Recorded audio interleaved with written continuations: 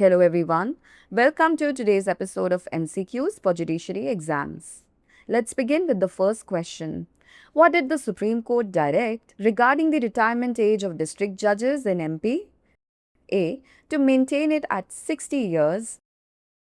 B. To increase it to 62 years immediately. C. No obstacle in raising it to 61 years. Or D. To reduce it to 58 years. The correct answer is option C, no obstacle in raising it to 61 years. In Madhya Pradesh Judges Association versus State of Madhya Pradesh, the Supreme Court said there is no legal hurdle to raising the retirement age of district judges to 61 years. It asked the Madhya Pradesh High Court to decide on this within 3 months, allowing flexibility for service extension while leaving the final decision to the High Court.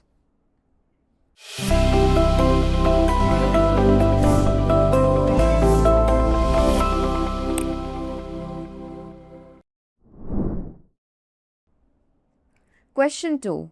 Why did the Supreme Court stay the liquidation proceedings of Bhushan Steel and Power Limited?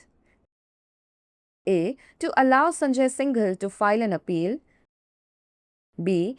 To let JSW Steel file a review petition. C. Due to financial irregularities. Or D.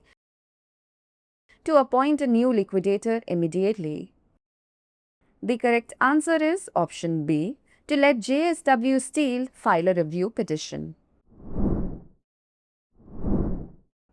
The Supreme Court stayed the liquidation proceedings of Bhushan Steel and Power Limited versus Sanjay Singhal and others before the NCLT after JSW Steel's resolution plan was rejected. The court allowed JSW time to file a review petition, noting that liquidation could jeopardize the process. The status quo was ordered to protect the interests of justice and prevent complications. Question 3. Who has the burden of proving a reasonable excuse for withdrawing from marital society? A. The aggrieved spouse. B. The spouse who withdrew. C. The district court. Or D. The family members. The correct answer is option B. The spouse who withdrew. Explanation to Section 6 of the Hindu Marriage Act 1955 states that when a spouse withdraws from marital society, the law places the burden of proving a reasonable excuse for this withdrawal on the spouse who left. This means they must show valid reasons for their absence to avoid an order for restitution of conjugal rights. Question 4. What does Section 50 of the BSA state about character in civil cases? A. Character is irrelevant in awarding damages. B. Character affects only criminal cases. C. Character determines guilt or innocence. Or D. Character affects the amount of damages awarded. The correct answer is option D. Character affects the amount of damages awarded. Section 50 of the BSA provides that in civil cases, the character of a person is relevant when deciding the amount of damages they should receive. This means a person's reputation or behavior can influence the compensation awarded. Question 5. Which article of the Constitution provides for exemption of property and income of state from union taxation? A. Article 285. B. Article 275. C. Article 289. Or D. Article 272.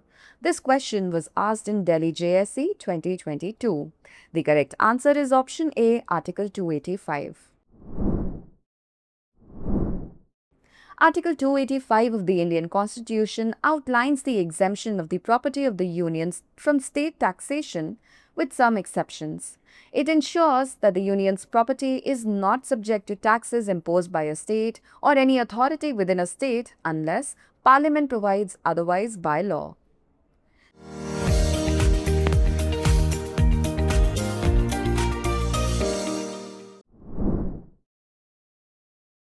Now it's time for today's practice question. Who bears the burden of proof according to Section 103 of the Indian Evidence Act? A. The court. B. The person claiming the fact. C. The prosecution. Or D. The accused. This question was asked in Uttarakhand JSE 2022. Send us your answers in the comment section. Thanks for watching.